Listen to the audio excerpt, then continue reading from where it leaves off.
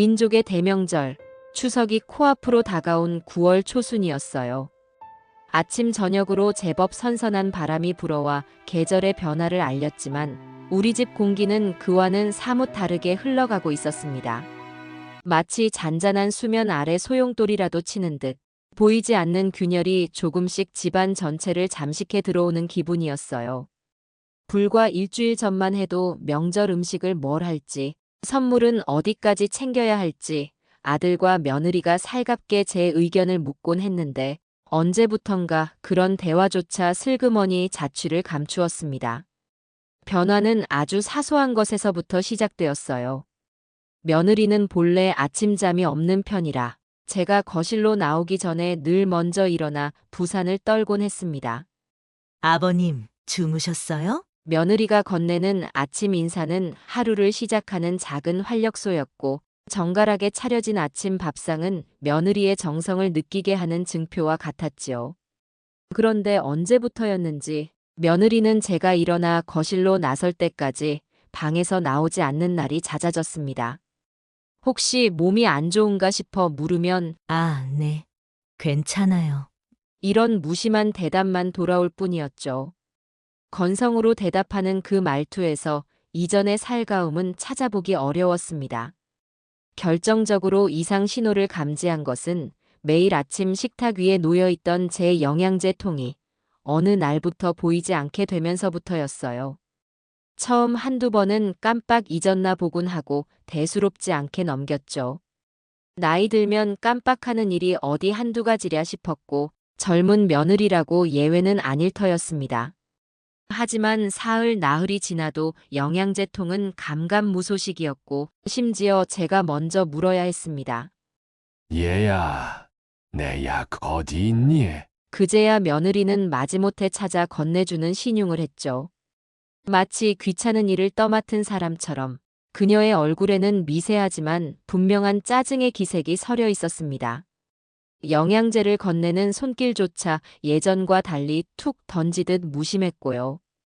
식탁 풍경도 눈에 띄게 달라졌어요. 이전에는 제가 좋아하는 마른 반찬이나 나물 종류를 신경 써서 올리던 며느리가 언제부턴가 김치 하나에 국 한 그릇만 덩그러니 놓아둘 때가 많아졌습니다. 밥그릇과 국그릇의 위치가 뒤바뀌어 있거나 수저가 엉뚱한 방향으로 놓여 있는 날도 부지기수였죠. 처음에는 바쁜 일이 있나 보다 혹은 내가 너무 예민하게 구나 하고 스스로를 다독였어요. 젊은 사람이 직장 생활에 집안일까지 하려면 얼마나 고될까 싶어 웬만한 것은 좋게 생각하려 애썼지요. 하지만 그런 날들이 반복되면서 제 마음 한구석에는 서운함과 함께 불안감이 스멀스멀 피어오르기 시작했습니다. 며느리의 표정은 날이 갈수록 차갑게 굳어갔고 저와 눈을 마주치는 횟수도 현저히 줄어들었습니다. 이런 서먹한 기류가 본격적으로 감지되기 시작한 것은 한 달 전쯤 아들의 승진 축하 파티가 있었던 무렵부터였어요. 아들이 다니던 회사에서 과장으로 승진했을 때 온 가족이 모여 진심으로 기뻐하며 축하해 주었죠. 그때까지만 해도 집안 분위기는 더할 나위 없이 화기애애했습니다. 그런데 그 즈음부터 며느리가 부쩍 친구들을 집으로 자주 불러들이기 시작했어요. 젊은 사람들이 친구들과 어울려 웃고 떠드는 모습이야 보기 좋았지만 문제는 손님들 앞에서 저를 대하는 며느리의 태도였습니다. 어느 주말 저녁 며느리는 친구 서너 명을 초대해 거실에서 와인 파티를 열었습니다. 거실 소파에 앉아 조용히 TV를 보던 제게 며느리의 친구 중 한 명이 누구냐고 물었던 모양이에요. 그러자 며느리가 조금은 멋쩍은 듯 혹은 의도적으로 거리를 두려는 듯한 말투로 이렇게 소개하더군요.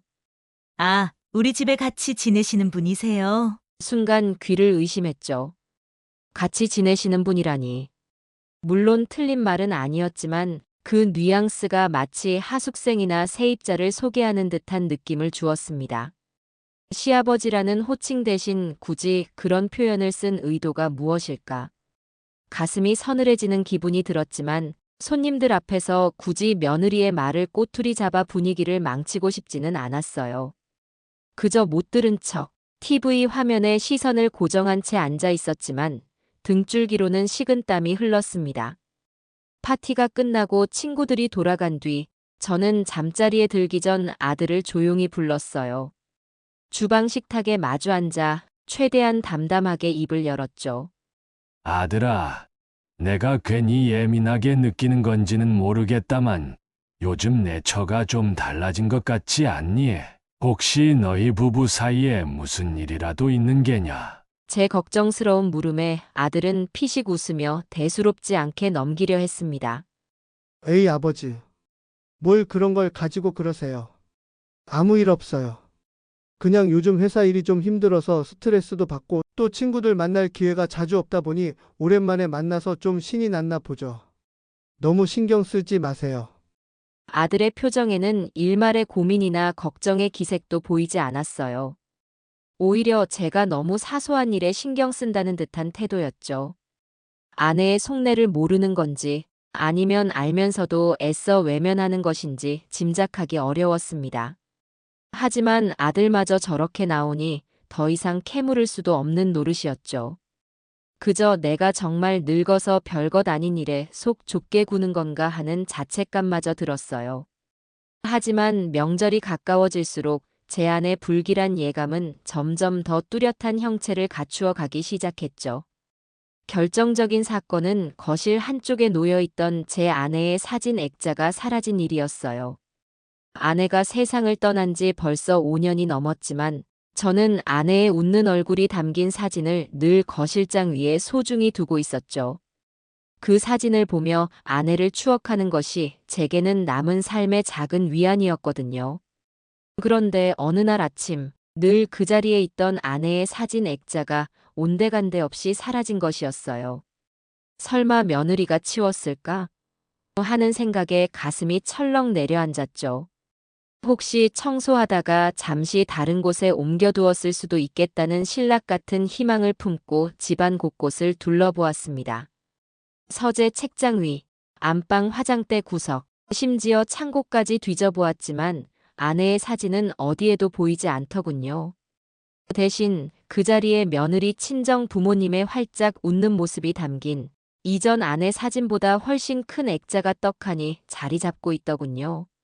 물론 며느리 입장에서 자기 부모님 사진을 거실에 두고 싶은 마음이야 충분히 이해할 수 있었어요. 하지만 그렇다고 제 아내의 사진을 말 한마디 없이 치워버리고 심지어 어디에 두었는지 찾을 수도 없게 만든 것은 단순한 서운함을 넘어 깊은 배신감마저 느끼게 했죠. 아내의 존재 자체가 이 집에서 완전히 지워져 버린 듯한 참담한 기분이 들었습니다. 마치 이제 이 집은 내 세상이니 당신의 과거는 더 이상 필요 없다고 선언하는 것처럼 느껴졌지요. 그 순간 저는 더 이상 며느리의 행동을 실수나 무심함으로 넘길 수 없다는 것을 깨달았죠. 이것은 분명 의도된 행동이며 저를 이 집에서 점차 밀어내려는 계획의 일부일지도 모른다는 불길한 예감이 온몸을 휘감았어요. 명절을 앞두고 벌어진 일련의 사건들은 단순한 이상 징후가 아니라 곧 닥쳐올 더 큰 폭풍의 전조처럼 느껴졌습니다. 하지만 당장 며느리에게 따져 묻거나 아들에게 하소연하기도 망설여졌어요. 명절을 앞두고 집안에 분란을 일으키고 싶지 않았고 무엇보다 아직은 모든 것이 제 착각이기를 바라는 마음이 남아 있었기 때문이죠. 그러나 그날 이후 저는 보이지 않는 벽이 저와 아들 내외 사이에 점점 더 두껍게 세워지고 있음을 직감할 수 있었습니다. 그리고 그 벽 너머에서 다가올 미래가 결코 평온하지 않으리라는 예감에 밤잠을 설치기 시작했죠. 며느리가 보이는 이해하기 힘든 행동들을 곱씹다 보니 자연스레 아들 녀석의 결혼 과정이 떠오르곤 했습니다. 돌이켜보면 그때 이미 지금과 같은 갈등의 씨앗이 뿌려지고 있었는지도 모르겠어요. 사실 저는 이 집이 당연히 제 명의일 거라 생각했고 아들 내외는 그저 저와 함께 사는 것이라 여겼습니다. 오랫동안 살아온 제 집이었고 아내와의 추억이 고스란히 담긴 곳이었으니까요. 주변 친척이나 친구들도 모두 그렇게 알고 있었죠. 그런데 아들과 며느리가 부부의 연을 맺게 된 과정을 찬찬히 복기해보면 지금의 이 서늘한 상황과 묘하게 연결되는 지점들이 있습니다. 제 아들은 하나뿐인 외동으로 천성이 선하고 성실한 아이였습니다. 맡은 일은 책임감 있게 해냈고 주변 사람들에게도 늘 예의 바르게 행동했죠. 다만 딱 한 가지, 여자 문제에 있어서는 영 소극적이고 숙맥이었습니다. 학창 시절에도 연애 한번 제대로 못 해봤고 대학을 졸업하고 번듯한 직장에 자리를 잡은 후에도 마찬가지였어요. 나이는 어느덧 30을 훌쩍 넘겨 40을 바라보는데 곁에 두는 아가씨 하나 없으니 저나 집안 어른들의 속이 타들어갔습니다. 저러다 평생 혼자 사는 건 아닌지 몰라. 돌아가신 어머니께서도 생전에 입버릇처럼 걱정하셨죠. 숫기가 없어 여자 앞에 서면 얼굴부터 붉어지던 녀석이라 내심 저러다 장가는 제대로 가겠나 싶어 노심초사했던 날들이 많았습니다. 그러던 차에 지금의 며느리를 만나게 된 겁니다. 회사 동료의 소개로 만났다고 하더군요. 처음 집에 데리고 와서 인사를 시키는데 저보다 한참은 젊어 보이는 그야말로 아들 옆에 선이 딸 같다는 생각이 들 정도로 앳되고 어린 아가씨였습니다. 아들 녀석과는 무려 10살 이상 차이가 났으니까요.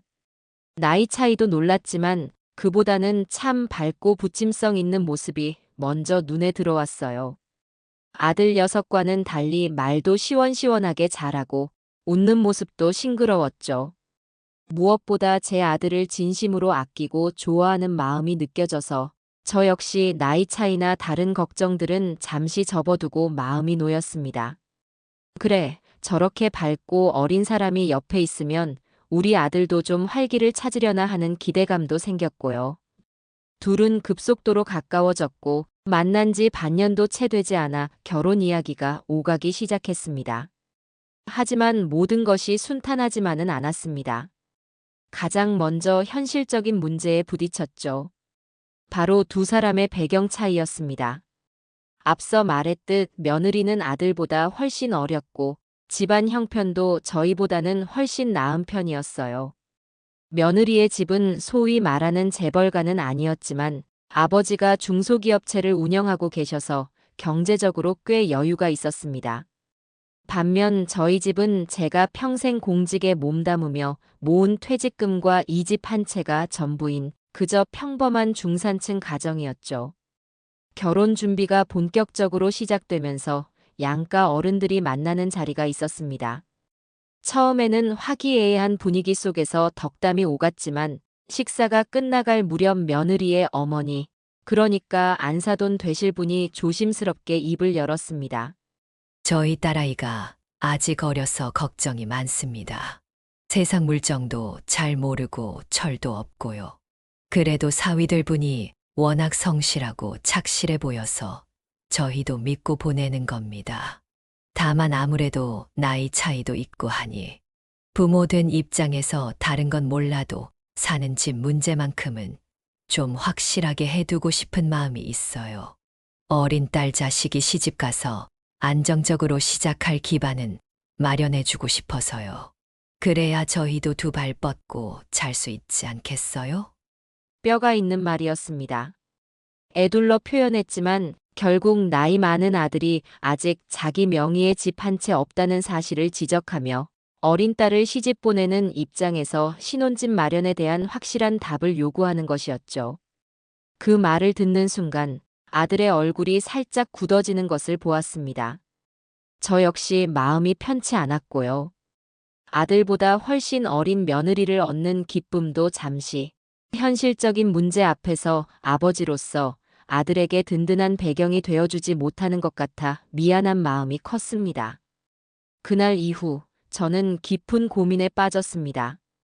아들의 행복한 결혼을 위해서라면 무엇이든 해주고 싶었지만 당장 저희 형편의 서울 시내의 번듯한 아파트 한 채를 떡하니 마련해줄 여력은 없었습니다. 며칠 밤낮을 고민하던 끝에 저는 큰 결단을 내리기로 마음먹었습니다. 그것은 바로 제가 살고 있는 이 집, 아내와 함께 평생을 일구어온 이 보금자리를 아들 내외에게 물려주는 것이었습니다. 젊은 사람들이 새 출발을 하는데 이만한 미천이 또 있을까 싶더군요. 문득 오래전 아내가 했던 말이 떠올랐습니다. 아들이 어렸을 때 큰 병을 앓아 병원 신세를 진 적이 있었죠. 그때 병간호에 지친 아내가 제 손을 잡고 이렇게 말했었습니다. 여보, 우리 아들이 건강하게 자라서 나중에 좋은 짝 만나 가정을 이루고 행복하게 사는 모습만 볼 수 있다면 지금 우리가 겪는 이 정도 아픔쯤은 얼마든지 참을 수 있어요. 가슴 아픈 일이 있더라도 집안이 화목해지는 게 먼저 아니겠어요? 아들의 행복을 위해서라면 기꺼이 자신을 희생할 준비가 되어 있던 아내의 그 마음을 떠올리며 저 역시 결심을 굳혔습니다. 제가 가진 가장 큰 재산인 이 집을 내어주는 것이야말로 먼저 떠난 아내의 바람을 이루어주는 길이자 아들의 앞날을 축복하는 최선의 방법이라 생각했죠. 하지만 평생을 살아온 집을, 그것도 아들이 아닌 며느리에게 아무런 조건 없이 덜컥 넘겨주는 것은 아무래도 마음 한구석이 개운치 않았습니다. 며느리가 아직 너무 어리다는 점도 마음에 걸렸고, 혹시라도 나중에 마음이 변하거나 어려운 상황이 닥쳤을 때를 생각하지 않을 수 없었죠. 그래서 저는 만약을 대비해 몇 가지 조건을 명시한 조건부 증여라는 법적 형식을 빌리기로 했습니다. 제가 살아있는 동안에는 며느리가 집을 함부로 처분할 수 없도록 하고 또 몇 가지 지켜야 할 약속들을 명시해 두는 것이 좋겠다고 판단했죠.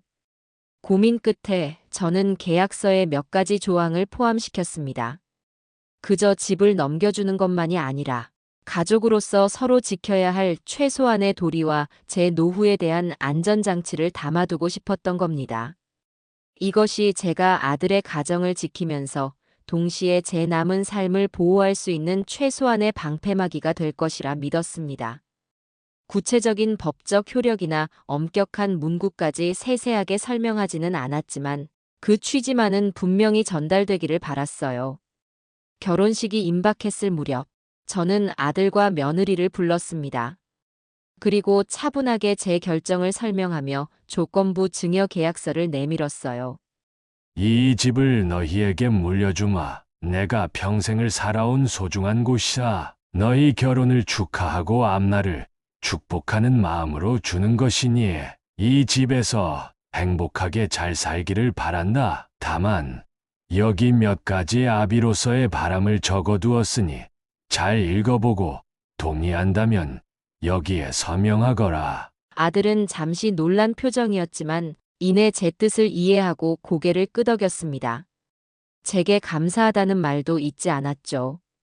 며느리는 생각지도 못한 큰 선물에 얼굴이 환하게 피어났습니다.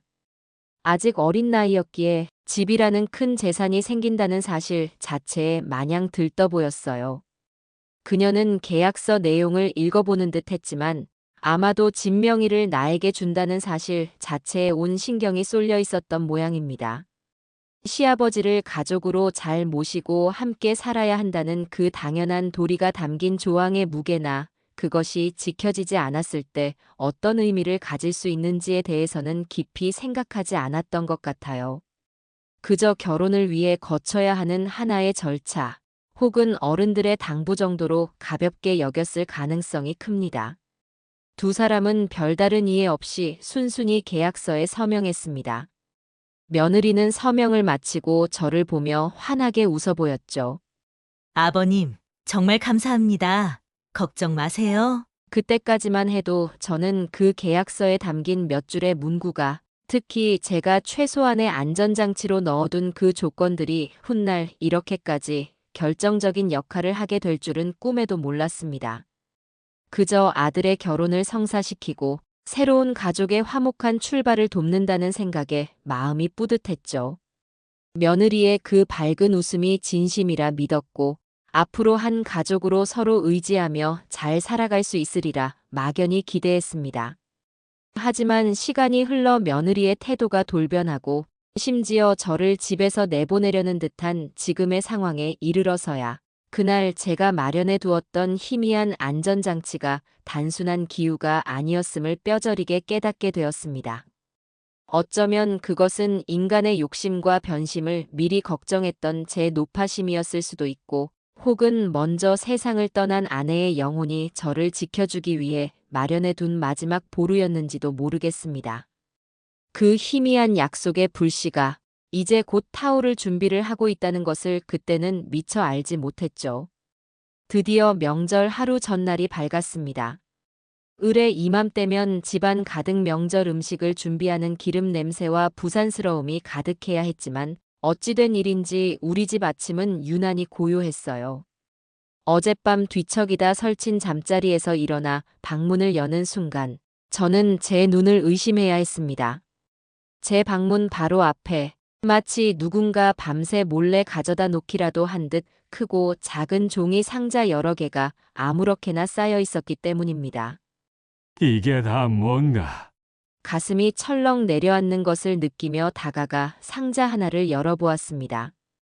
그 안에는 제가 젊은 시절부터 차곡차곡 모아온 빛바랜 앨범들이 들어 있었습니다. 아내와의 연애 시절 사진, 아들이 태어나고 자라는 모습들, 가족 여행의 추억들이 담긴 소중한 기록들이었죠. 다른 상자를 열어보니 아내가 쓰던 손때 묻은 작은 손거울과 빗, 제가 아끼던 오래된 만년필, 그리고 몇 해 전 아들이 어버이날 선물이라며 사준 낡은 스웨터까지. 제 개인적인 물건, 아내와의 추억이 깃든 물건들이 마구잡이로 뒤섞여 있었습니다. 어떤 것들은 상자 안에 던져 넣기라도 한 듯 구겨져 있거나 모서리가 찌그러져 있었어요.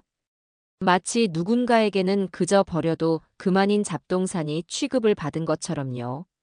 순간 머리끝까지 피가 솟구치는 기분이 들었습니다. 당장이라도 며느리를 불러 이게 무슨 짓이냐고 소리치고 싶었죠. 하지만 간신히 이성을 붙들었습니다. 곧 아들도 퇴근해서 돌아올 테고 명절을 코앞에 두고 집안을 뒤집어 놓을 수는 없는 노릇이었어요. 일단은 증거를 남기듯 상자들의 모습을 휴대폰 카메라로 찍어두고 깊은 한숨과 함께 상자들을 방 안으로 힘들게 옮겨 놓았습니다.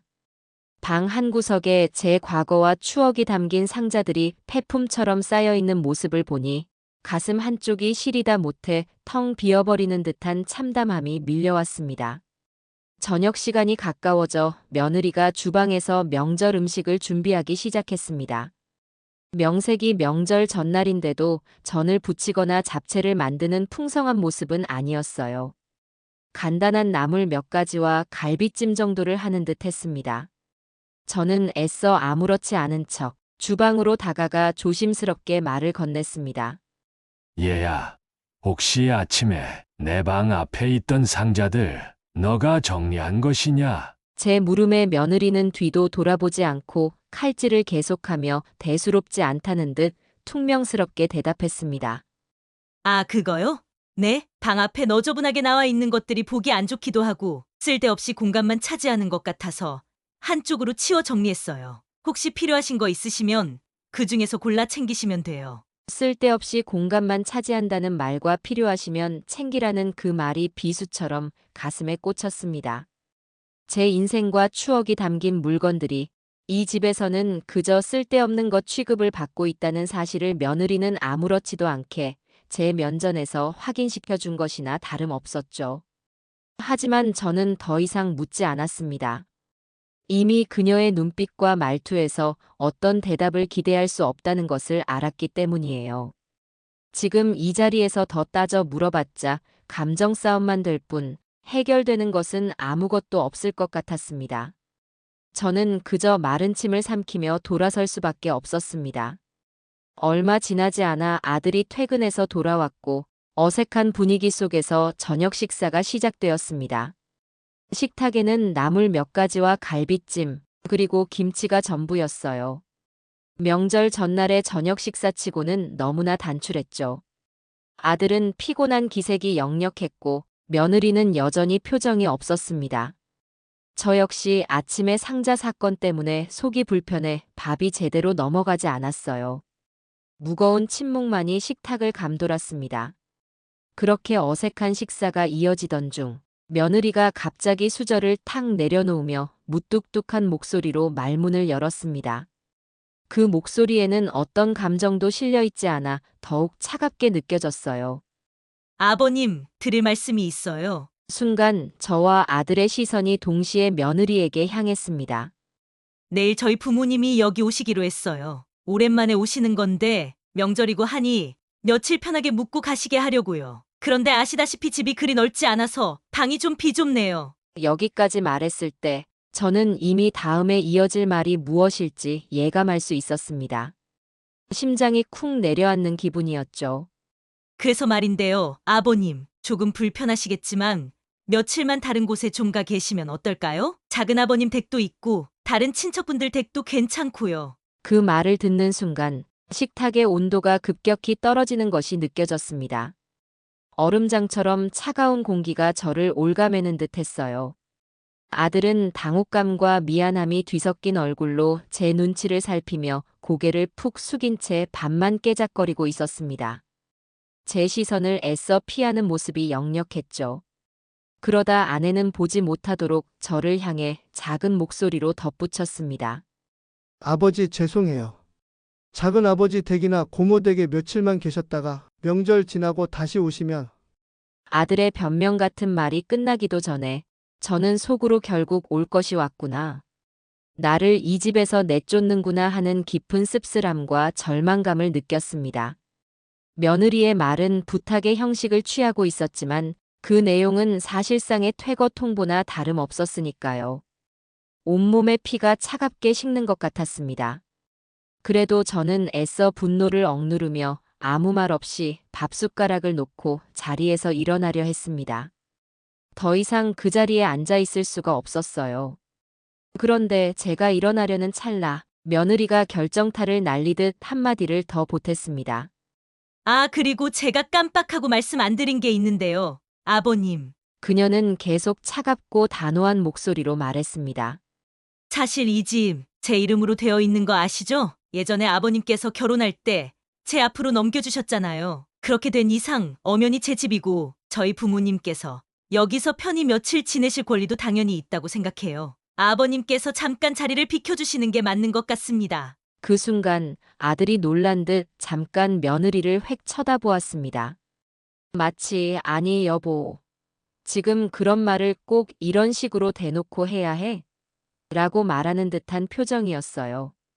하지만 아들은 끝내 입을 꾹 다물고 아무런 반박도 하지 않았습니다. 그저 다시 고개를 숙여버릴 뿐이었죠. 아들의 침묵은 사실상 며느리의 말에 동조하는 것이나 마찬가지였습니다. 저는 그 순간 아들에 대한 마지막 기대마저 산산조각 나는 것을 느꼈습니다. 며느리의 말은 제 심장을 후벼 파는 듯 아팠지만 저는 오히려 이상할 정도로 침착해졌습니다. 이미 예상했던 시나리오였고 어쩌면 마음속 깊은 곳에서는 이런 순간이 오기를 기다렸는지도 모르겠습니다. 저는 며느리와 아들을 차례로 한번 쓱 쳐다본 뒤 담담하게 대답했습니다. 그래, 알겠다. 너 말이 맞겠지. 사돈 어른들 오신다는데 내가 괜히 불편하게 있을 필요 있겠니? 명절인데 서로 얼굴 붉힐 일 없이 조용히 지내는 게 좋겠구나. 그럼 내가 알아서 잠시 나가 있겠다. 제 반응이 너무나 차분해서였을까요? 며느리의 표정에 순간 당황한 듯한 의아함이 스쳐 지나갔습니다. 아마 제가 화를 내거나 혹은 매달리며 서운함을 토로할 것이라 예상했을지도 모르죠. 하지만 저는 더 이상 아무 말도 하지 않고 조용히 제 방으로 들어왔습니다. 방문을 닫는 순간 그동안 애써 눌러왔던 눈물이 왈칵 쏟아질 것 같았지만 이를 악물고 참아냈습니다. 지금은 울 때가 아니었습니다. 이제 제가 준비해온 것을 실행에 옮길 때가 온 것이니까요. 그날 밤 저는 더 이상 그 집에 머물고 싶지 않았습니다. 아니, 머물 수가 없었죠. 명절 전날 밤에 들뜬 분위기나 가족의 온기는 애초에 존재하지도 않았고 싸늘한 냉기와 숨막히는 불편함, 그리고 노골적인 축객력만이 집안을 가득 채우고 있었습니다. 저녁 식사가 끝나고 얼마 지나지 않아 저는 제 방으로 돌아와 묵묵히 며칠간 타지에서 머물 짐을 챙기기 시작했습니다. 트렁크를 꺼낼 필요도 없었어요. 작은 손가방 하나면 충분했습니다. 속옷 몇 벌, 갈아입을 겉옷 두어 벌, 세면도구, 그리고 늘 복용하는 혈압약. 마지막으로 저는 아침에 며느리가 제멋대로 치워버렸던 상자 속에서 제 손으로 직접 꺼내 다시 서랍 깊숙이 넣어두었던 아내의 빛바랜 사진 한 장을 조심스럽게 꺼내 가방 안주머니에 넣었습니다. 아내의 온화한 미소가 담긴 이 작은 사진 한 장이 앞으로 닥쳐올 시련 속에서 제게 힘을 줄 유일한 부적처럼 느껴졌습니다. 평생을 일구고 살아온 집을 떠나는데 고작 이 작은 가방 하나가 제 소유의 전부라는 사실이 새삼 기가 막히고 비참했습니다. 짐을 챙겨 묵묵히 거실로 나왔습니다. 아들과 며느리는 소파에 나란히 앉아 시시껄렁한 예능 프로그램을 보며 자기들끼리 웃고 있었습니다. 제가 가방을 들고 현관으로 향하는데도 두 사람은 약속이라도 한 듯 저를 애써 외면하며 TV 화면에만 시선을 고정하고 있었죠. 제가 정말로 이 밤에 집을 나갈 거라고는 예상하지 못했을 수도 있습니다. 아니, 어쩌면 제가 나가주기를 바라면서도 막상 그 순간이 닥치자 불편하고 어색해서 외면하는 것일지도 몰랐죠. 아들의 얼굴에 스치는 일말의 죄책감 같은 것을 본 것 같기도 했지만 그는 이내 고개를 돌려버렸습니다. 저는 더 이상 아무런 미련도 두지 않기로 했습니다. 뒤도 돌아보지 않고 현관문을 열고 밖으로 나섰습니다. 쾅 하고 닫히는 문소리가 마치 제 인생의 한 막이 끝났음을 알리는 신호처럼 등 뒤에서 무겁게 울렸습니다. 아파트 단지를 벗어나자 밤 공기가 제법 차갑게 느껴졌습니다. 하지만 이상하게도 답답했던 집안 공기보다 훨씬 상쾌하게 다가왔어요. 가로등 불빛이 드문드문 비추는 익숙한 동네 길을 걸으며 저는 앞으로 가야 할 길을 생각했습니다. 작은아버지 댁이나 다른 친척들 집도 있었지만 명절 전날 밤에 불쑥 찾아가 이런 구차한 사정을 늘어놓고 신세 지고 싶지는 않았습니다. 그래서 저는 미리 생각해둔 대로 택시를 잡아 타고 시내에 있는 한적한 비즈니스 호텔로 향했습니다. 화려하지는 않지만 조용하고 깨끗해서 혼자 며칠을 보내기에는 안성맞춤인 곳이었죠. 호텔 로비는 한산했습니다. 무표정한 얼굴의 직원이 내민 카드키를 받아 엘리베이터를 타고 배정받은 층으로 올라갔습니다. 복도를 걸어 방문을 열고 들어서자 익숙하지 않은 공간의 정적과 싸늘함이 저를 맞았습니다. 방은 깔끔했지만 온기라고는 찾아볼 수 없는 무채색의 가구들과 소독약 냄새가 감도는 공기가 낯설고 서먹하게 느껴졌어요. 창밖으로는 명절을 맞아 고향으로 향하는 차량들의 불빛이 강물처럼 꼬리를 물고 이어지고 있었습니다. 텔레비전에서는 명절 특집 프로그램들이 요란하게 떠들어대고 있었고요.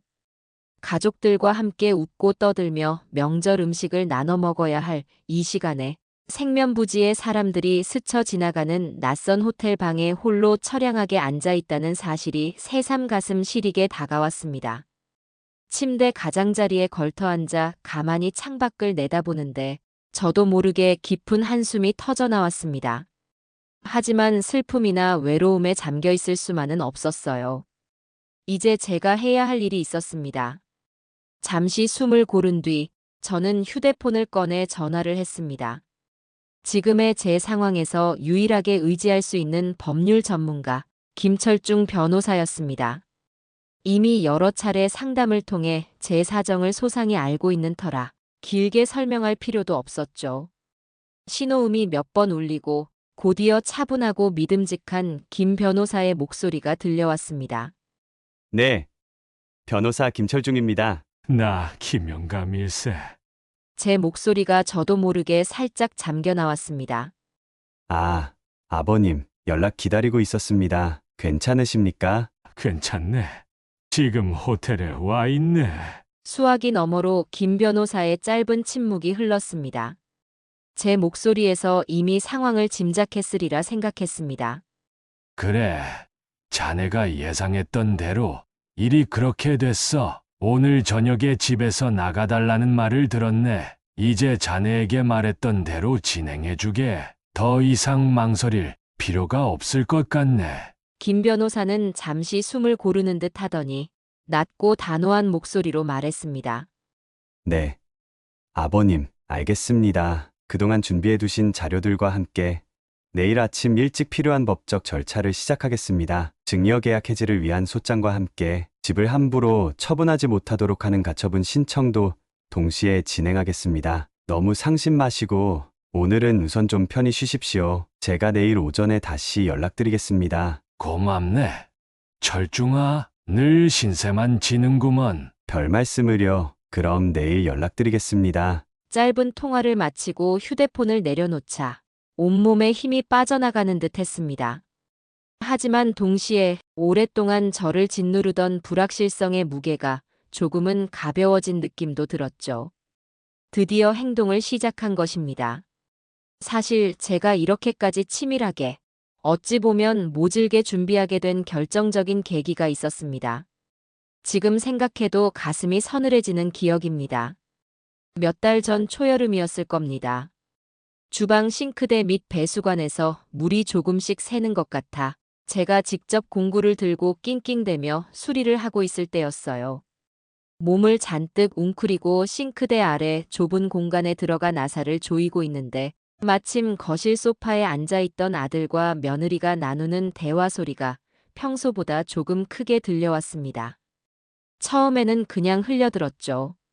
여보, 솔직히 말해서 아버님 용돈이며 병원비 챙겨드리는 거 우리한테 점점 부담되는 거 사실이잖아. 우리도 이제 슬슬 아기 가질 준비도 해야 하는데 언제까지 아버님이랑 이렇게 한 집에 살 수는 없지 않겠어? 며느리의 날카로운 목소리였습니다.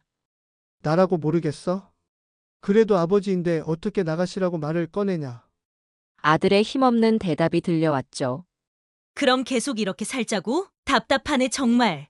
그리고 이 집 엄연히 내 이름으로 된 집인데 왜 내가 우리 부모님 한번 마음대로 모시지도 못하고 아버님 눈치를 봐야 하냐고. 당신이 어떻게든 아버님 설득해서 유양원이나 작은아버지 댁으로 가시게 하든지 좀 해봐. 알았으니까 좀 조용히 해. 아버지 들으시겠다. 그 말을 듣는 순간 저는 손에 들고 있던 스패너를 바닥에 떨어뜨리고 말았습니다. 온몸에 피가 차갑게 식고 망치로 머리를 세게 얻어맞은 듯한 충격에 숨을 제대로 쉴 수가 없었어요. 늘 제 앞에서는 살갑게 굴던 며느리의 차갑고 계산적인 속내, 그리고 그런 아내의 등살에 못 이겨 결국에는 저를 내보낼 궁리까지 하는 아들의 비겁하고 우유부단한 모습을 동시에 확인한 순간이었죠. 세상이 무너지는 듯한 배신감과 함께 제 존재 자체가 아들 내외에게는 그저 귀찮고 부담스러운 짐일 뿐이라는 사실을 뼈저리게 깨달았습니다. 그때 저는 결심했습니다. 더 이상 이렇게 무력하게 앉아서 당하고만 있을 수는 없다고요. 그날 밤 저는 잠을 이루지 못했습니다. 분노와 서러움, 배신감에 몸을 떨었죠. 하지만 날이 밝아오면서 분노는 차가운 결심으로 바뀌었습니다. 며칠 뒤 저는 김 변호사를 찾아갔습니다. 처음에는 이런 치부 같은 집안 문제를 털어놓는 것이 망설여졌지만 달리 의논할 사람도 없었어요. 저는 김 변호사에게 그간의 사정을 모두 털어놓고 결혼 당시 작성했던 조건부 증여 계약서를 보여주었습니다. 김 변호사는 계약서를 꼼꼼히 검토한 뒤 제 어깨를 두드리며 말했습니다. 아버님, 정말 현명한 대비를 해두셨습니다. 비록 구체적인 법률 용어는 아니지만 시아버지를 가족으로 잘 모시고 함께 살아야 한다는 취지의 조건은 분명히 명시되어 있습니다. 만약 며느님이 이 조건을 명백히 위반했다는 객관적인 증거만 확보된다면 증여 계약 해지 및 소유권, 이전 등기 말소 청구, 소송까지도 충분히 가능합니다. 쉽게 말해 집을 되찾아올 수 있다는 뜻입니다. 다만 그는 객관적인 증거의 중요성을 여러 차례 강조했습니다. 감정적인 호소만으로는 법정에서 이기기 어렵다는 것이었죠. 그때부터 저의 외롭고 고된 준비가 시작되었습니다. 처음에는 내가 이렇게까지 해야 하나 하는 자괴감과 망설임도 컸습니다. 자식들을 상대로 소송을 준비하고 몰래 증거를 모은다는 것 자체가 떳떳하지 못한 일처럼 느껴졌기 때문이죠. 하지만 제가 물러서면 평생 일군 집에서 쫓겨나 길거리에 나앉을 수도 있다는 생각, 그리고 무엇보다 저를 배신한 아들 내외에게 이대로 호락호락하게 당할 수만은 없다는 오기가 저를 움직였습니다. 저는 인터넷을 뒤져 눈에 잘 띄지 않는 초소형 녹음기와 카메라 여러 대를 구입했습니다. 그리고 식구들 눈을 피해 집안 곳곳, 거실과 주방, 그리고 제 방 근처 복도 등에 몰래 설치했죠. 심장이 어찌나 두근거리던지 혹시나 들킬까봐 손이 다 떨렸습니다. 그 후 몇 달 동안 카메라는 며느리가 저를 어떻게 대하는지를 묵묵히 기록했습니다. 아침 식사를 일부러 부실하게 차려주거나 거르는 모습, 제가 먹는 약을 뻔히 보고도 챙겨주지 않는 모습, 친구들과 통화하며 제 흉을 보거나 불평하는 목소리, 거실에서 보란듯이 제 아내의 사진을 치우고 자신의 부모님 사진을 꺼는 장면, 그리고 오늘 아침 제 물건들을 잡동사니처럼 상자에 담아 방문 앞에 내놓았던 그 순간까지. 심지어는 아들과 단둘이 있을 때 아버님 언제쯤 나가신대? 저 양반 때문에 숨 막혀서 못 살겠어. 이런 충격적인 대화를 나누는 음성까지도 고스란히 증거로 확보되었습니다. 이런 증거들을 하나씩 확인하고 저장하면서 제 마음은 갈기갈기 찢어지는 듯 아팠습니다. 하지만 다른 한편으로는 언젠가 이 증거들이 저를 지켜줄 가장 강력한 무기가 되리라는 차가운 확신도 함께 자라났죠. 김 변호사의 조언대로 감정에 호소하는 대신 객관적인 증거로 반박할 준비를 차곡차곡 해나갔던 것입니다. 이 모든 준비를 마치고 저는 결정적인 순간을 기다리고 있었습니다. 그리고 오늘 저녁 며느리가 제게 집에서 나가 달라고 직접적으로, 그것도 이 집은 내 이름이라는 말까지 덧붙여 요구한 것입니다. 그것은 제가 오랫동안 기다려온 마지막 퍼즐 조각이자 며느리가 명백하게 증여계약의 조건을 정면으로 위반했음을 입증하는 가장 확실한 증거였습니다. 이제 더 이상 망설일 이유가 없었죠. 김 변호사에게 전화를 걸어 계획을 실행하라고 지시한 것은 바로 그 때문이었습니다. 호텔방의 싸늘하고 적막한 공기 속에서 저는 결연한 표정으로 다시 한번 창밖을 바라보았습니다. 화려한 도시의 불빛 아래 수많은 사람들이 명절을 맞아 가족들과의 만남을 기대하고 있겠죠. 비록 저는 지금 초라한 호텔방에 홀로 남겨졌지만 더 이상 무력하게 슬퍼하거나 분노만 하고 있지는 않을 작정이었습니다. 제 인생과 추억, 그리고 먼저 떠난 아내의 기억이 서린 저 집을, 저의 존엄성을 그렇게 쉽게 내어줄 수는 없었습니다. 앞으로 힘겨운 싸움이 될지도 모르고 어쩌면 하나뿐인 아들과의 관계마저 돌이킬 수 없게 될지도 모릅니다. 하지만 저는 물러서지 않을 것이라 굳게 다짐하며 조용히 눈을 감았습니다.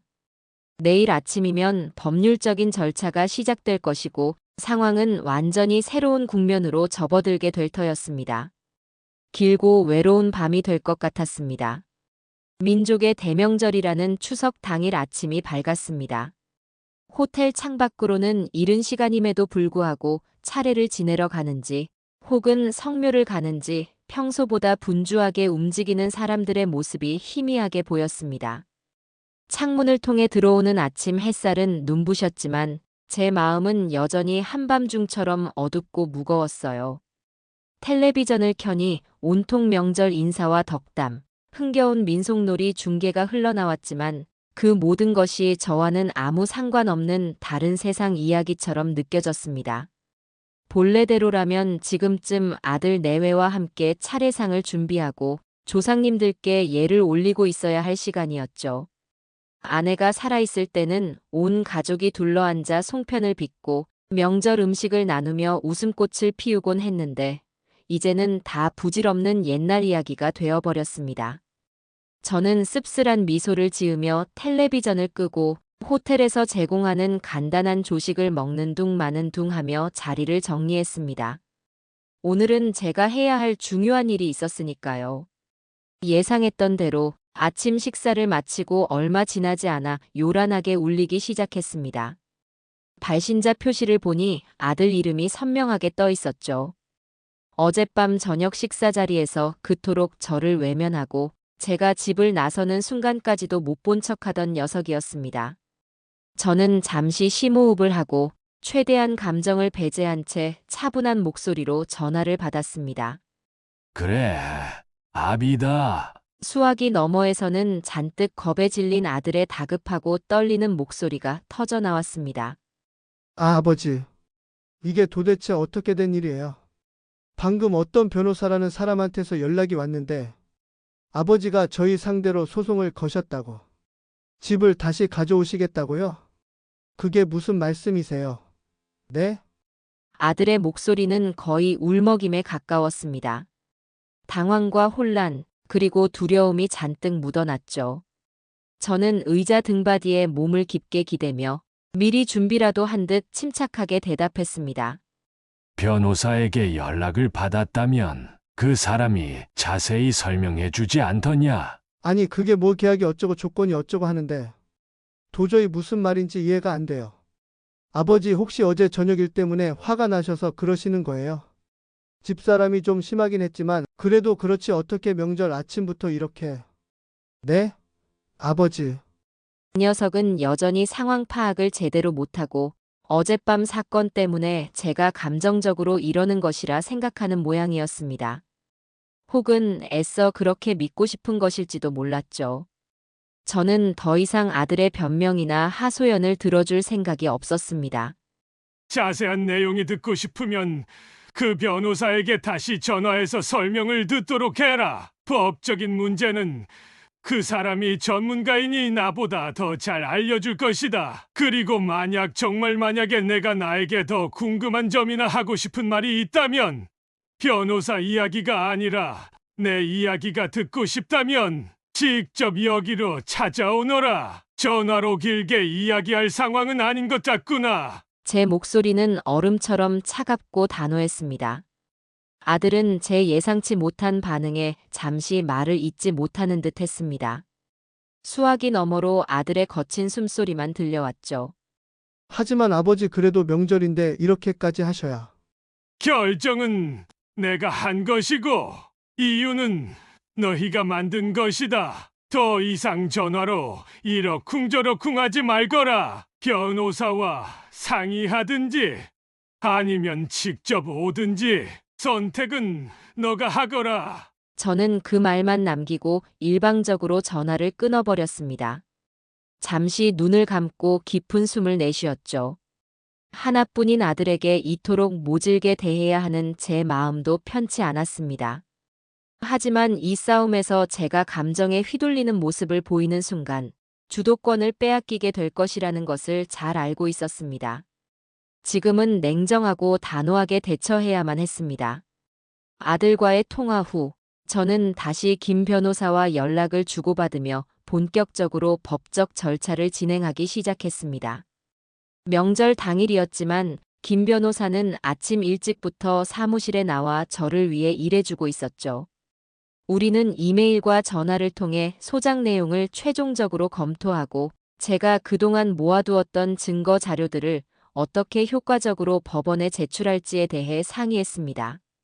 김 변호사는 제가 확보한 증거들이 조건부 증여계약의 중대한 위반을 입증하기에 충분하며 특히 며느리가 직접 저에게 집에서 나가달라고 요구한 정황과 제 물건들을 함부로 처리한 것은 매우 결정적인 증거가 될 것이라고 말했습니다.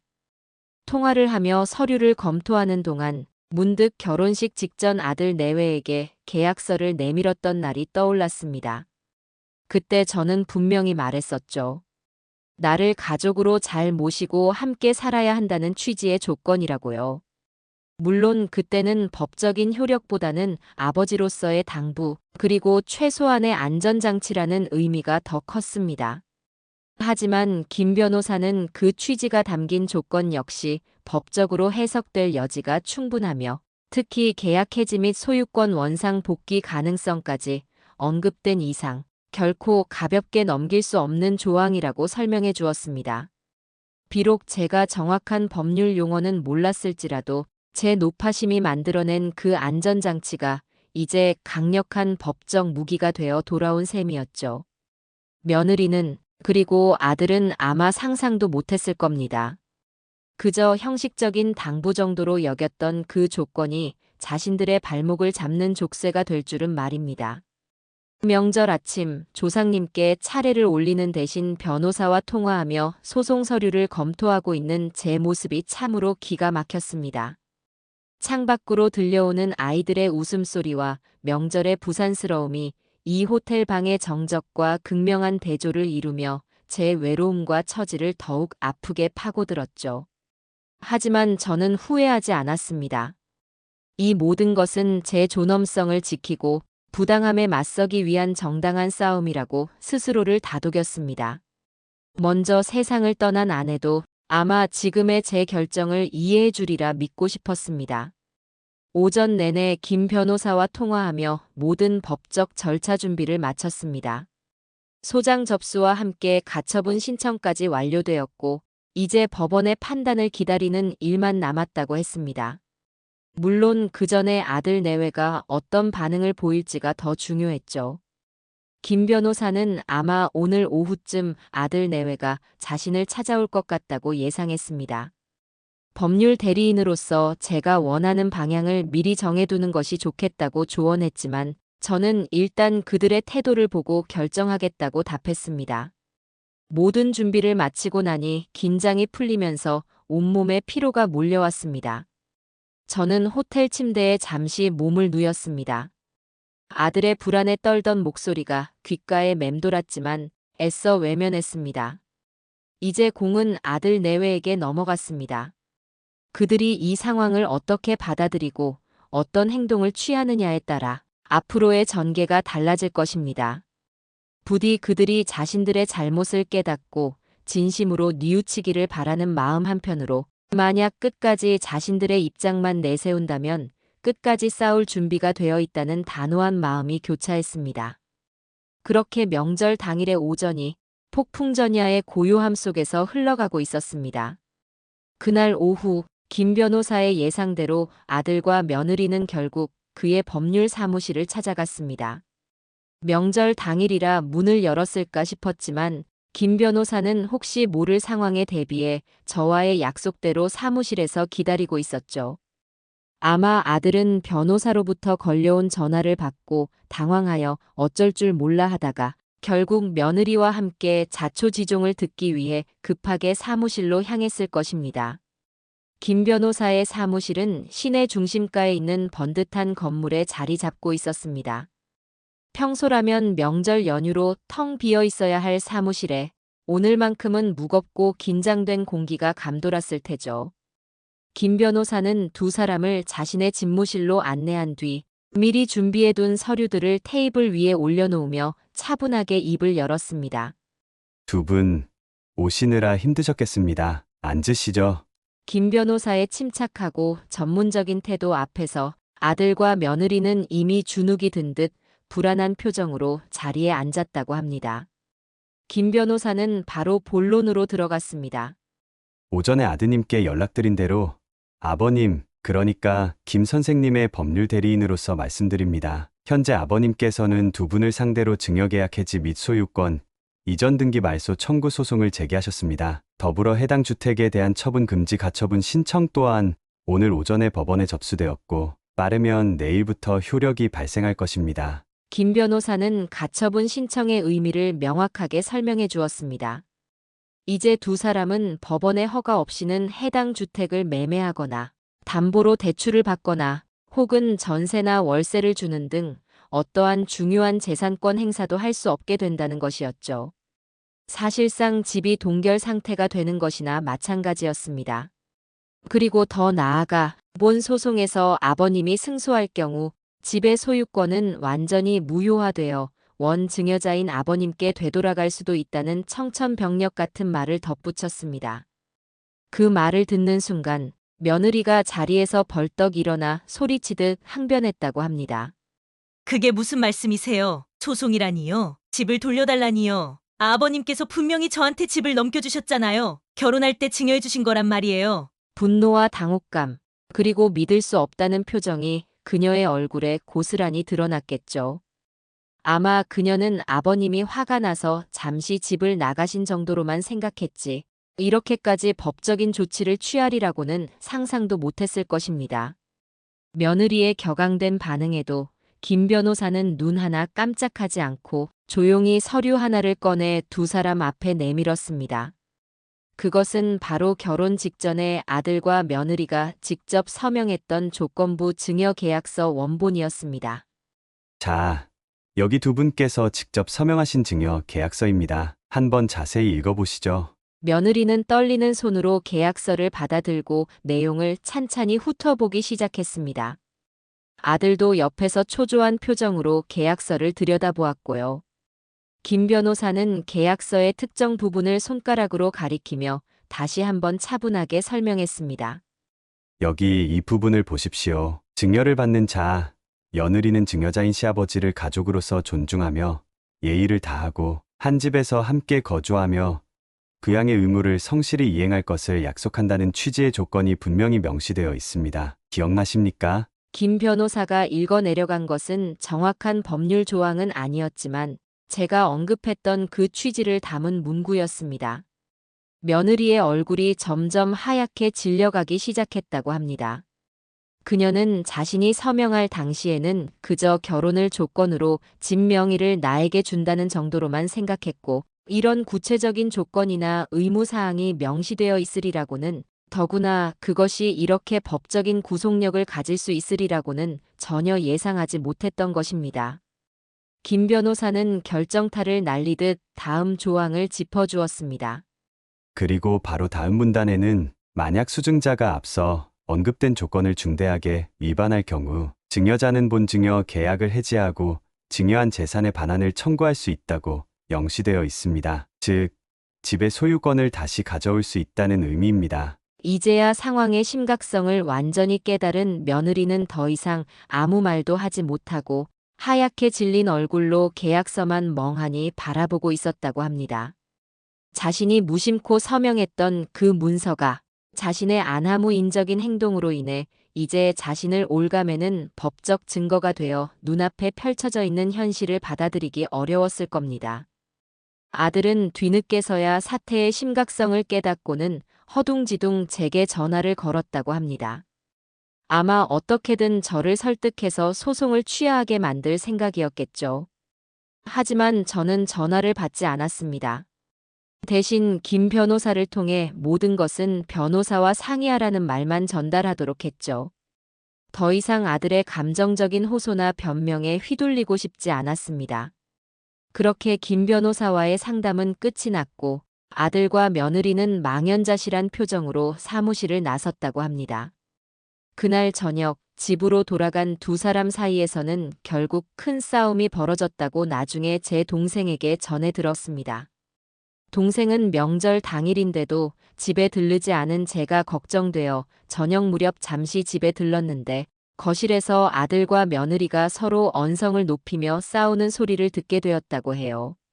아니, 어떻게 아버님이 저렇게까지 하실 수가 있어? 아무리 그래도 그렇지. 명절날 아침부터 변호사를 시켜서 소송이라니. 내가 뭘 그렇게 잘못했다고. 며느리는 분노와 억울함이 뒤섞인 목소리로 소리치고 있었습니다. 여전히 자신의 잘못보다는 제 행동이 너무 과하다는 생각에 사로잡혀 있는 듯 했죠. 그러자 아들이 그동안 참아왔던 감정을 터뜨리며 며느리에게 되레 화를 냈다고 합니다. 당신이 뭘 잘못했는지 아직도 몰라? 내가 몇 번이나 아버지한테 잘하라고 조심하라고 말했잖아. 그런데 당신이 아버지 사진 치우고 아버지 물건 함부로 내놓고 어제는 대놓고 집에서 나가시라고까지 했잖아. 당신이 아버지한테 그렇게 함부로 굴지만 않았어도 이런 일은 없었을 거라고. 이게 다 당신 때문이야. 아들의 날 선 비난에 며느리도 지지 않고 맞받아쳤고 두 사람의 싸움은 걷잡을 수 없이 커졌다고 합니다. 서로에게 책임을 떠넘기고 막말을 퍼붓고 그동안 쌓여왔던 불만과 갈등이 한꺼번에 터져나온 것이죠. 제 동생이 옆에서 말려보려 했지만 소용없었다고 해요. 두 사람의 관계는 이미 돌이킬 수 없을 정도로 금이 가기 시작한 것처럼 보였다고 했습니다. 그 이야기를 전해 들으며 저는 씁쓸함을 금할 수 없었습니다. 하지만 동시에 이것이 그들이 자초한 결과라는 생각도 들었죠. 며느리의 오만함과 아들의 무책임함이 결국 이런 파국을 불러온 것입니다. 이제 그들은 자신들의 행동이 어떤 결과를 가져왔는지 뼈저리게 느끼게 될 것입니다. 그리고 그 과정에서 진정으로 무엇이 잘못되었는지 깨닫게 될 수도 있겠죠. 물론 그러지 못할 수도 있고요. 하지만 분명한 것은 이제 상황은 완전히 달라졌다는 것입니다. 제 단호한 법적 조치는 며느리의 태도를 뿌리부터 흔들어 놓았고 아들에게도 더 이상 방관자로 머물 수 없다는 현실을 직시하게 만들었습니다. 이제 그들이 어떤 선택을 할지 지켜볼 차례였습니다. 추석 다음 날 오전 호텔 방에서 창밖을 내다보며 앞으로의 일을 생각하고 있는데 프런트 데스크에서 전화가 걸려왔습니다. 젊은 여성 한 분이 저를 찾아왔다는 연락이었죠. 직감적으로 며느리임을 알 수 있었습니다. 어제 변호사 사무실에서 그토록 충격을 받고 돌아갔으니 하룻밤 사이에 어떤 식으로든 제게 연락을 취해오리라 예상은 하고 있었어요. 저는 잠시 망설였지만 결국 만나서 이야기를 들어보기로 했습니다. 어차피 언제까지고 이렇게 호텔에만 머물 수는 없는 노릇이었으니까요. 로비에서 기다리라고 하세요. 저는 옷매무새를 가다듬고 로비로 내려갔습니다. 호텔 로비 한쪽 구석, 소파에 웅크리듯 앉아있는 며느리의 모습이 보였습니다. 명절이라고 곱게 차려입었던 어제의 모습과는 달리 꽤 수수하고 어두운 색의 옷차림이었습니다. 가까이 다가가 보니 밤새 한숨도 자지 못한 사람처럼 눈은 퀭하니 들어가 있고 눈두덩은 벌겋게 충혈되어 있었습니다. 얼굴에는 불안과 초조함, 그리고 깊은 절망감이 뒤섞여 있었죠. 제가 다가가자 며느리는 화들짝 놀라 자리에서 일어섰습니다. 그리고는 차마 제 얼굴을 바로 쳐다보지 못하고 고개를 푹 숙인 채 우물쭈물했습니다. 저기, 아버님. 목소리마저 잔뜩 잠겨 힘없이 갈라져 나왔습니다. 저는 아무 말 없이 로비 안쪽 조금 더 조용한 테이블로 그녀를 이끌었습니다. 마주보고 앉자마자 며느리는 다시 한번 깊이 고개를 숙였습니다. 한참 동안 아무 말도 하지 못하고 어깨만 들썩이는 듯 했습니다. 저는 그저 묵묵히 그녀가 입을 열기를 기다렸습니다. 얼마나 시간이 흘렀을까요? 겨우 마음을 추스른 듯 며느리가 떨리는 목소리로 입을 열었습니다. 아버님 죄송하다는 말씀밖에는 드릴 말씀이 없습니다. 정말 죄송합니다. 그녀는 또다시 고개를 숙이며 울먹이기 시작했습니다. 저는 여전히 아무 말 없이 그녀를 바라보았습니다. 잠시 후 며느리는 흐르는 눈물을 손등으로 훔치며 어렵게 말을 이어갔습니다. 제가 정말 큰 잘못을 저질렀습니다. 처음 아버님께서 이 집 명의를 제 앞으로 넘겨주셨을 때 얼마나 감사하고 또 죄송했는지 모릅니다. 아무것도 가진 것 없는 저와 부족한 아들을 그토록 배려해 주시는 아버님의 넓으신 마음을 그때는 분명히 알았습니다. 그런데 시간이 지나면서 저도 모르게 욕심이 커졌던 것 같습니다. 그녀는 숨을 고르며 말을 계속했습니다.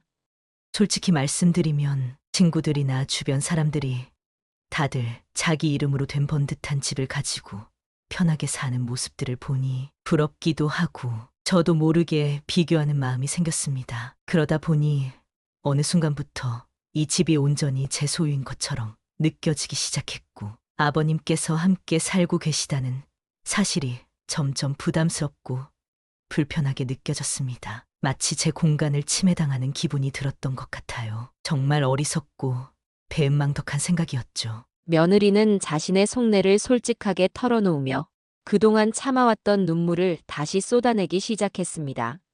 그래서 저도 저희 부모님을 떳떳하게 이 집에 초대해서 며칠 편히 모시고 싶었고 집안 살림이나 물건들도 제 마음대로 좀 하고 싶다는 생각이 들었습니다. 아버님께서 아끼시는 물건들이나 돌아가신 어머님 사진 같은 것들이 자꾸 제 눈에 거슬렸어요. 이 집이 내 집이라는 생각이 강해질수록 아버님의 흔적들을 지우고 싶다는 못된 마음이 들었던 것 같습니다. 그러다 보니 저도 모르게 아버님께서는 안 될 말과 행동들을 하게 되었고 아버님께 정말 큰 폐를 끼치고 깊은 상처를 드렸습니다. 그녀의 고백은 구차한 변명이라기보다는 자신의 잘못된 생각과 행동의 뿌리를 스스로 돌아보려는 노력처럼 느껴지기도 했습니다. 하지만 저는 여전히 표정을 풀지 않았습니다. 그녀의 눈물이 진심인지 아니면 집을 잃을지도 모른다는 두려움에서 비롯된 것인지 아직 확신할 수 없었기 때문입니다. 며느리는 테이블 위에 놓인 제 손을 잡으려는 듯 잠시 머뭇거리다가 이내 그럴 자격조차 없다고 생각했는지 다시 손을 거두었습니다. 그리고는 갑자기 자리에서 일어나 제 앞에 무릎을 꿇었습니다. 사람들이 오가는 호텔 로비 한복판에서 말입니다. 아버님, 그녀의 갑작스러운 행동에 주변 사람들이 깜짝 놀라 웅성거리기 시작했지만 며느리는 아랑곳하지 않았습니다. 바닥에 무릎을 꿇은 채 고개를 깊이 숙이고는 흐느끼며 애원하기 시작했습니다. 제발 이 일은 소송으로까지 가지 않게 해주십시오. 제가 정말 다 잘못했습니다. 아버님께서 원하시는 대로 뭐든지 다 하겠습니다. 다시는 아버님 마음 불편하게 해드리는 일 절대로 없을 겁니다. 제발 소송만은 거두어 주십시오. 네. 아버님. 그녀는 차가운 대리석 바닥에 이마를 댄 채 고개를 들지 못했습니다. 어깨는 하염없이 들썩였고 울음소리는 로비 전체에 희미하게 퍼져나갔습니다. 주변의 시선이 따갑게 느껴졌지만 그녀는 오직 용서를 구하는 데만 집중하는 듯 했습니다. 그 모습을 묵묵히 내려다보는 제 마음도 편치만은 않았습니다. 아무리 밉고 서운했어도 한때는 가족으로 정을 나누었던 며느리가 저렇게까지 망가진 모습을 보니 한편으로는 마음이 쓰이기도 했습니다. 하지만 동시에 제가 겪었던 서름과 모멸감, 그리고 가족이라는 이름으로 제 존재 자체가 부정당했던 기억들이 더욱 선명하게 떠올랐습니다. 이 눈물이 악어의 눈물일 수도 있다는 생각, 이 위기만 넘기면 언제 그랬냐는 듯 다시 돌변할 수도 있다는 불안감을 떨쳐버릴 수가 없었죠. 한번 무너진 신뢰는 이토록 회복하기 어려운 것이었습니다. 저는 차가운 목소리로 무릎 꿇고 있는 며느리를 향해 말했습니다. 이미 나는 너에게 충분히 경고했고 기회도 주었다고 생각한다. 너가 내 말을 귓등으로 흘려듣고 여기까지 상황을 끌고 온 것이지.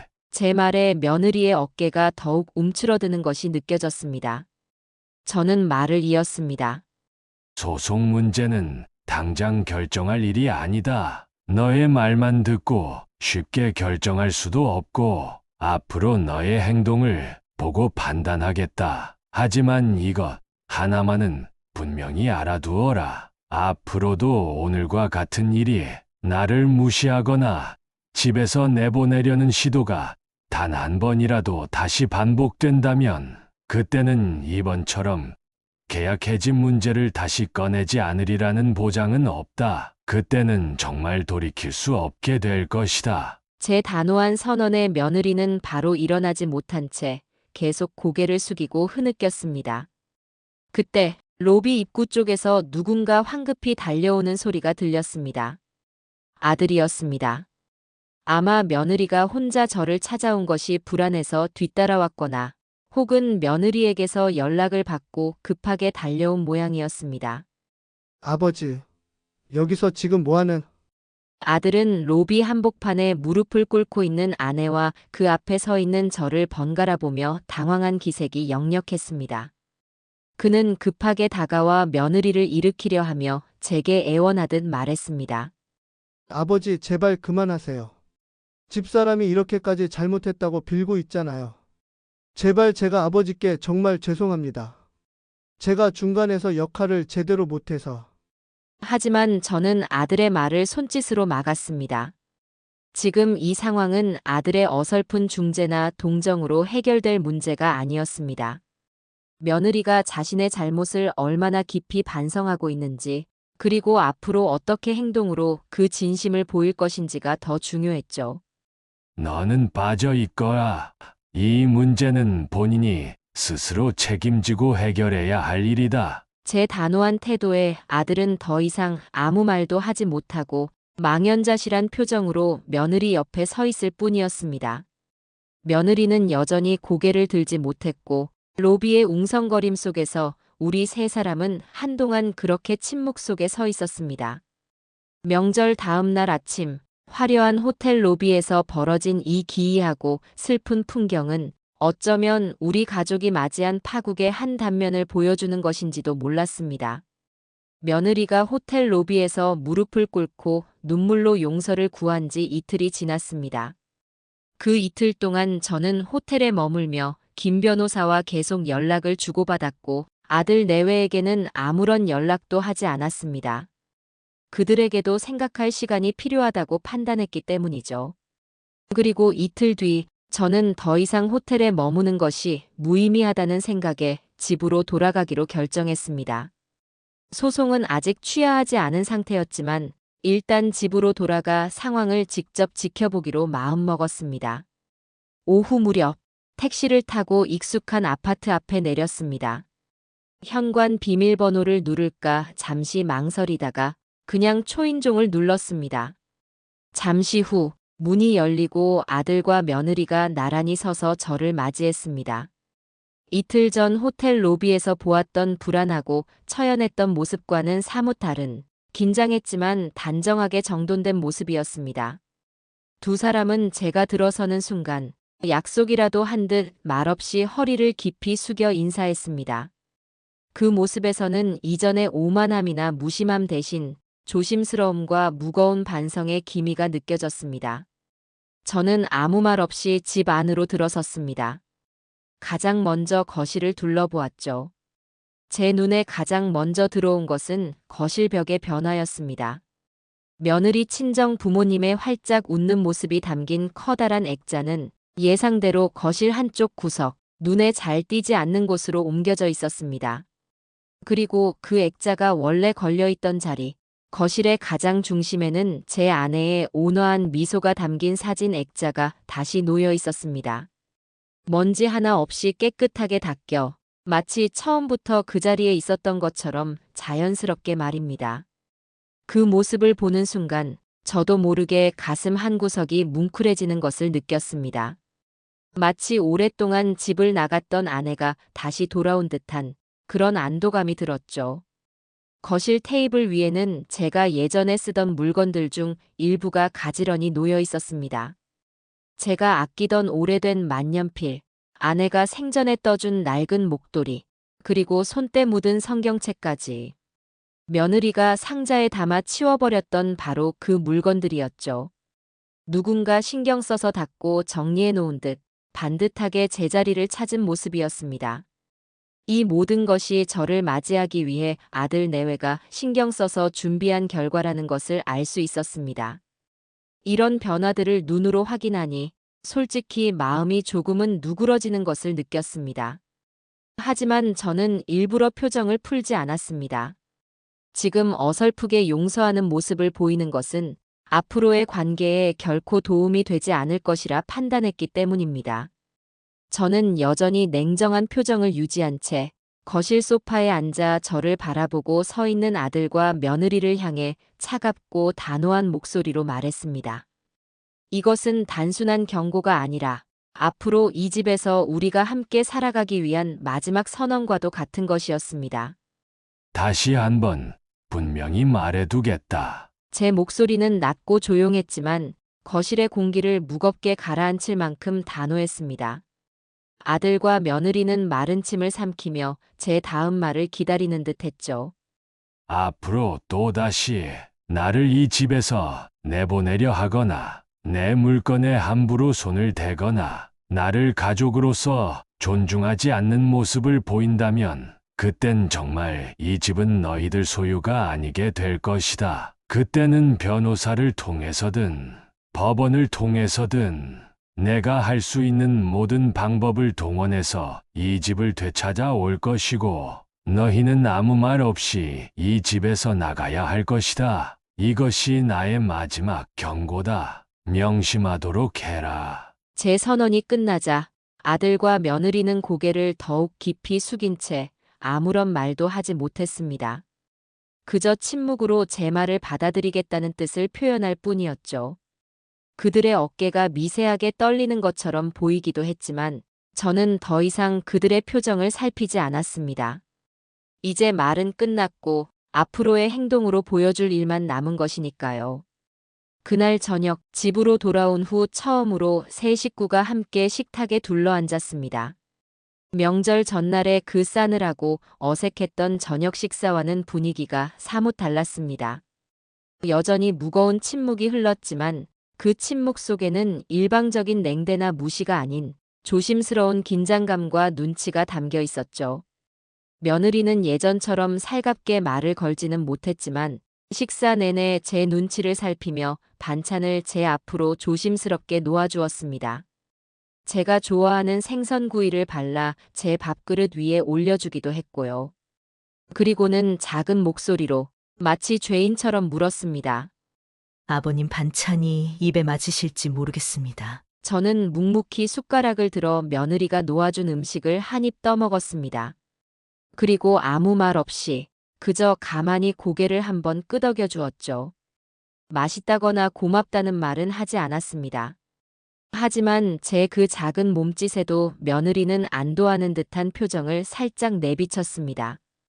아직 우리 사이에 깊은 골이 메워진 것은 아니었지만 적어도 관계 회복을 위한 아주 작은 첫걸음은 내디딘 셈인지도 몰랐습니다. 그날 밤 저는 오랜만에 제 침대에서 잠을 청했습니다. 집으로 돌아왔지만 마음은 여전히 편치 않았고 앞으로 이 어색하고 불편한 동거를 어떻게 이어가야 할지 막막하기도 했습니다. 하지만 분명한 것은 저는 더 이상 이 집에서 무시당하거나 쫓겨날 걱정을 하지 않아도 된다는 것이었습니다. 제 손에는 여전히 조건부 증여계약이라는 강력한 카드가 남아 있었고 아들 내외는 그 사실을 뼈저리게 인식하게 되었으니까요. 불안하지만 위태로운 평화. 그것이 제가 집으로 돌아온 첫날 밤의 모습이었습니다. 그 후로 한 달 정도의 시간이 흘렀어요. 그동안 저는 집에서 아들 내외의 행동을 조용히 지켜보았죠. 다행히 며느리는 이전과는 확연히 달라진 모습을 꾸준히 보여주었어요. 제 식사를 챙기는 것은 물론 주말이면 제 방 청소를 해주거나 말벗이 되어주려고 노력하는 기색이 역력했죠. 아들 역시 제 눈치를 살피면서도 이전처럼 아내의 잘못을 방관하기보다는 중간에서 적극적으로 소통하려 애쓰는 모습이었어요. 물론 그들의 변화가 온전히 진심에서 우러나온 것인지 아니면 집을 잃을지도 모른다는 두려움 때문인지는 다 알 수 없었죠. 하지만 적어도 이전처럼 저를 무시하거나 함부로 대하는 모습은 찾아볼 수 없더군요. 저는 이 정도면 되었다고 판단하고 김 변호사에게 연락해 소송과 가처분 신청을 모두 취하하도록 했어요. 다만 아들과 며느리에게는 분명히 다시 한번 주지시켰죠. 소송은 취하하지만 결혼할 때 너희가 서명했던 약속, 즉 조건부 증여, 계약 자체는 여전히 유효하다는 것을 잊지 말거라. 앞으로 또다시 문제가 생긴다면 그때는 정말 마지막 기회조차 없을 것이다. 두 사람은 그저 묵묵히 고개를 끄덕일 뿐이더군요. 시간이 흘러 겨울이 지나고 따스한 봄볕이 찾아왔습니다. 어느 주말 저녁, 저는 아들 내외를 불러 작은 상자 하나를 내밀었죠. 안에는 새 아파트 열쇠가 들어 있었어요. 두 사람은 어리둥절한 표정으로 저를 바라보더군요. 저는 차분히 말했어요. 너희도 이제 곧 아이를 낳고 키우려면 더 넓은 공간이 필요할 게다. 이 아파트는 비록 내 이름으로 되어 있지만 너희가 필요하다면 편하게 살거라. 다만 이번처럼 가족의 도리를 잊고 나를 소홀히 대하는 일이 다시는 없어야 할 것이야. 며느리는 감히 고개도 들지 못한 채 작은 목소리로 명심하겠다고 답했고 아들은 말없이 제 손을 잡았죠. 그 후 우리 집은 예전과는 다른 조심스럽지만 안정된 평화를 되찾았어요. 거실에는 제 아내의 사진과 며느리 친정 부모님의 사진이 나란히 걸려 서로를 배려하듯 자리를 지키고 있죠. 며느리는 가끔 조심스레 말하곤 해요. 사람의 욕심이 끝이 없다는 걸, 그리고 그 욕심이 얼마나 소중한 것들을 가리는지 이제야 알겠습니다. 저 역시 때로는 단호함이 관계를 망치는 것이 아니라 오히려 더 큰 파국을 막고 서로를 존중하는 법을 배우게 하는 계기가 될 수 있음을 깨닫게 되었죠. 그렇게 시간이 흘러 이제는 손주 녀석이 이 집 거실을 뛰어다닐 날을 기다리고 있어요. 이 집은 상처와 회복의 시간을 거쳐 비로소 진짜 가족의 의미를 되새기는 공간이 되어가고 있답니다.